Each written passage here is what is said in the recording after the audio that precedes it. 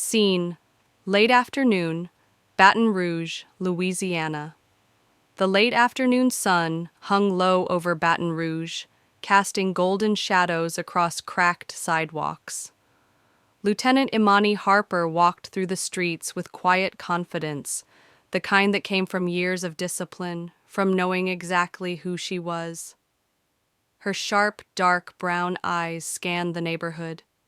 It was familiar yet distant, like a childhood home left untouched for too long. She hadn't been back in 7 years, not since she enlisted, not since she buried her mother. And yet, so little had changed. The same corner store still advertised 2-for-1 sodas. The same barber shop with its faded sign. The same basketball court where kids played like their lives depended on it. The sound of laughter, the smell of fried catfish from Miss Lever's kitchen, it all wrapped around her, pulling her into memories she hadn't touched in years. Adjusting the duffel bag on her shoulder, she kept walking. She wasn't wearing a uniform, just a plain fitted t-shirt, cargo pants, and well-worn sneakers. But even out of uniform, she carried herself differently. Shoulders squared, chin level, steps measured. It wasn't something she could turn off. Her father used to call it warrior posture. She smiled faintly at the thought. He would have been proud. As she passed a group of teenage boys outside the store, one, maybe 16, glanced up, did a double take, and nodded respectfully. Teen boy. You military? Immani paused, meeting his gaze. Something like that. The boy grinned. Figured. My cousin's in the army. He walks like you. Before she could respond, one of his friends called him inside. Just like that, he was gone. Moments like that reminded her why she fought, why she endured. She had spent years in places most people only saw in documentaries. Kandahar, Fallujah, Mogadishu. She had led teams through the dead of night, through chaos, through enemy fire, and now, here she was, back home, walking streets that felt both familiar and foreign. She had spent her 20s in war zones, her 30s processing what war had done to her. Now, at 40, she wasn't even sure what home meant anymore. Then, the sound of slow-moving tires pulled her from her thoughts. A patrol car crept up beside her. She knew that crawl, knew what was coming. The window rolled down. A gravelly voice called out, "Officer Simmons." "Excuse me, miss." She turned slightly and saw him. Officer Derek Simmons, white, mid-40s, crew-cut, thick arms, and a smirk that said he enjoyed this a little too much. His mirrored sunglasses hid his eyes, but she could feel them on her, scanning, assessing, deciding. Simmons. "Mind telling me what you're doing around here?" Immani met his gaze, unreadable. "Just walking." Simmons. "Where to?" She raised a brow. "Didn't know I needed an itinerary to walk down my own street." Simmons's smirk faded, just a little.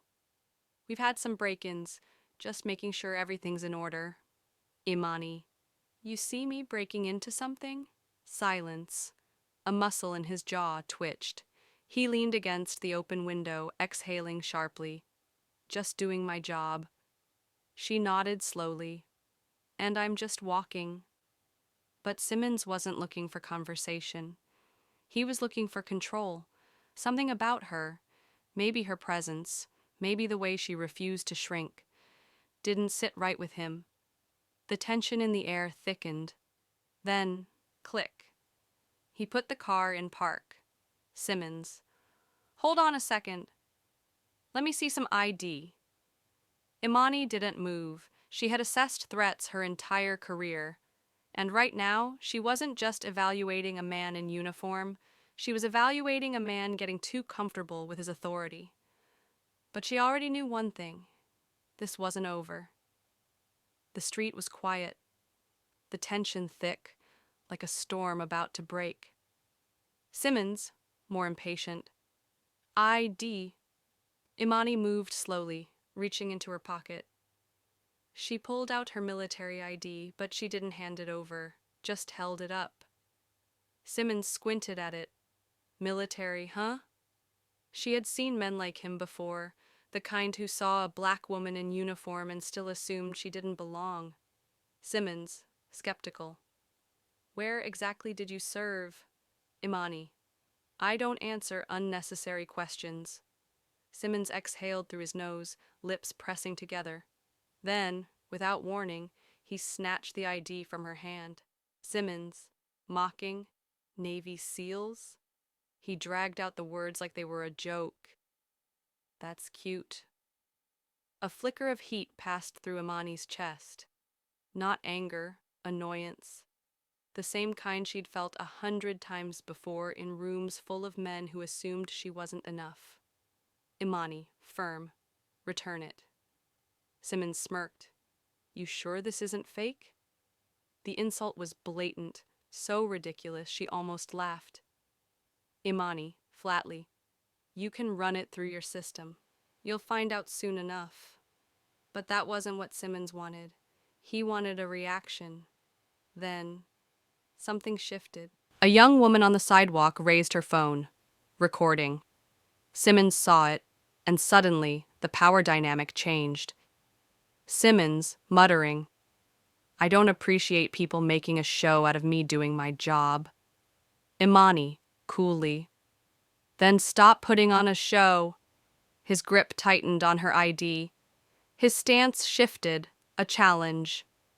Simmons, low, threatening. I don't know who you think you are, but out here I make the calls. Her smile was small, just enough to let him know he was making a mistake. Immani, you're sure about that? And that's when he reached for her wrist. Bad idea. What happens next? Simmons is about to learn the hard way. Will Immani humble him with her skills?